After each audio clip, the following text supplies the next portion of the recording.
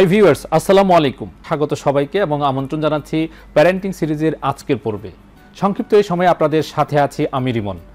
আশা করি ভিডিওটির শেষ পর্যন্ত দেখবেন এবং শেষ পর্যন্ত দেখতে পারলে আশা করছি যে আপনারা এর থেকে অবশ্যই উপকৃত হবেন। প্যারেন্টিং সম্পর্কে ভালো ভালো ভিডিও পাওয়ার জন্য এই চ্যানেলটি সাবস্ক্রাইব করে রাখুন। আর সাবস্ক্রাইব করার জন্য ডিসক্রিপশন বক্সে দেখবেন একটা লিঙ্ক দেওয়া আছে, সেই লিঙ্কে গিয়ে সাবস্ক্রাইব করবেন।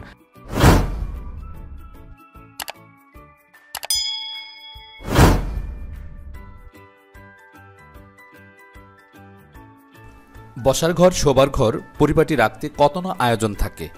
কোনটা কোনখানে মানাবে, কোনটা রং জুৎসই হয়নি, এ নিয়ে চিন্তার কোনো অন্ত নেই। তবে এর চেয়েও বেশি গুরুত্বের যে ঘরটি, তা নিয়ে একেবারে ভাববেন না তা কি হয়? পড়ার ঘরের কথা বলছিলাম। বিশাল পৃথিবীর বুকে এক টুকরো আপন জগৎ বললে খুব বেশি বাড়িয়ে বলা হবে না, যদি আপনি বা আপনার সন্তানেরা যদি পড়ুয়া কিংবা বইপ্রেমী হয়ে থাকে। ঘরের সাজসজ্জা নিয়ে যারা কাজ করেন তাদের অনেক ধরনের জল্পনা কল্পনা কাজ করে মাথায়। ঘরের রং কেমন হবে, আসবাবপত্র কী হবে, তারপর আয়তনের বিষয়টিও ভেবে দেখতে হয়। ভাবনার তো আর শেষ নেই। এর মধ্যে থেকে আজকে আমরা জেনে নেওয়ার চেষ্টা করব যে আসলে পড়ার ঘরটা অর্থাৎ আপনার বাচ্চার জন্য পড়ার রুমটা কেমন করে তৈরি করবেন, যাতে সে তার পড়ার রুমে অর্থাৎ রিডিং রুমে সে ভালোভাবে কনসেন্ট্রেশন করতে পারে, পড়ায় মনোনিবেশ করতে পারে। শিশুর পড়ার ঘর এমনভাবে সাজিয়ে রাখুন যাতে পড়ার প্রতি শিশুর আগ্রহ তৈরি হয়।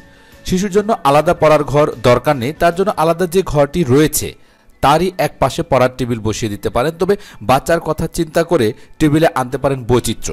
লাইট ও তার রং এবং অবস্থান নির্বাচনেও সতর্কতা প্রয়োজন, কারণ সুস্থভাবে বিকশিত হওয়ার জন্য প্রয়োজন প্রাকৃতিক আলো বাতাস। শিশুর পড়ার ঘরের ফার্নিচার বাছাইয়ের ক্ষেত্রে বেশ কিছু বিষয় মাথায় রাখা উচিত।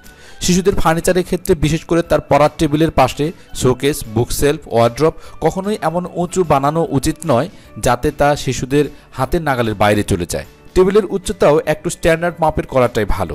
টেবিলের সঙ্গে সংশ্লিষ্ট চেয়ার যেন বেশ আরামদায়ক হয়।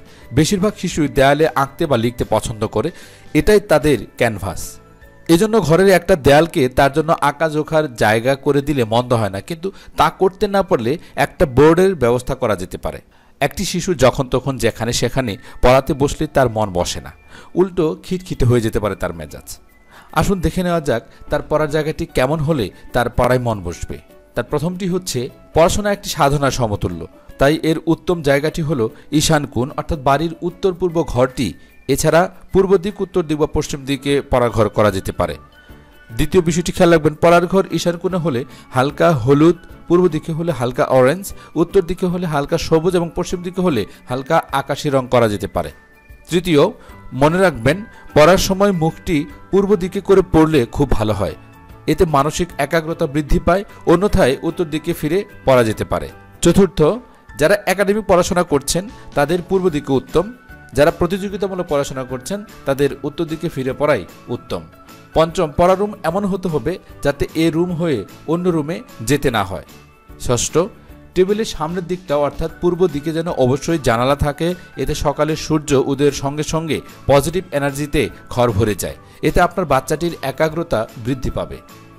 সপ্তম, পড়ার টেবিলের উপরের দেয়ালে ধর্মীয় কোনো ভালো দৃশ্য রাখা যেতে পারে, যাতে করে শিশু ডিভাইন বা স্বর্গীয় একটা অনুভূতি অনুভব করে।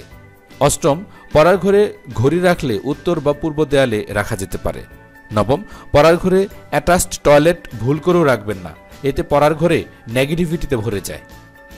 দশম, পড়ার ঘরে দক্ষিণ বা পশ্চিম দেয়ালে বুক সেলফ রাখতে পারেন। 11, পড়ার টেবিলের ওপরে বই পড়ার সময় 2-4টি বই রাখতে পারেন, কখনো বইয়ের পাহাড় জমিয়ে রাখবেন না।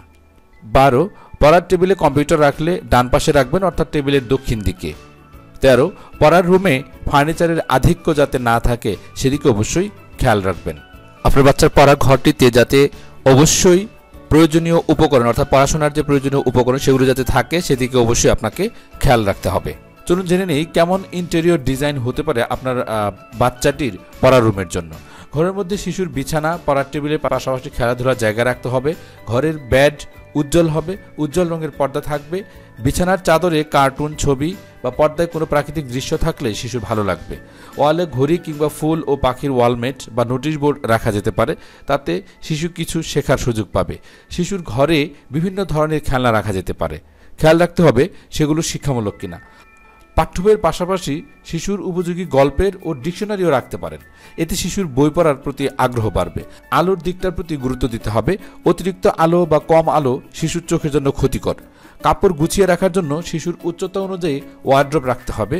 ঘরে লাইটিংয়ের ক্ষেত্রে ফল সিলিংয়ের ভেতরে লাইটিং থাকবে, সেই সঙ্গে ডিম লাইটের ব্যবস্থা থাকতে হবে। তাহলে রাতে ঘুমানোর সময় শিশুর ঘরটা অন্ধকার হয়ে যাবে না। এছাড়া ঘরের ছাদে প্ল্যানেট আকৃতির রেডিয়াম স্টিকারগুলো ব্যবহার করতে পারেন। তাহলে সে খোলা আকাশে ঘুমানোর একটা মজার অনুভূতি পাবে, আর রেডিয়ামের আলোয় ঘরটা কিছুটা আলোকিত হবে।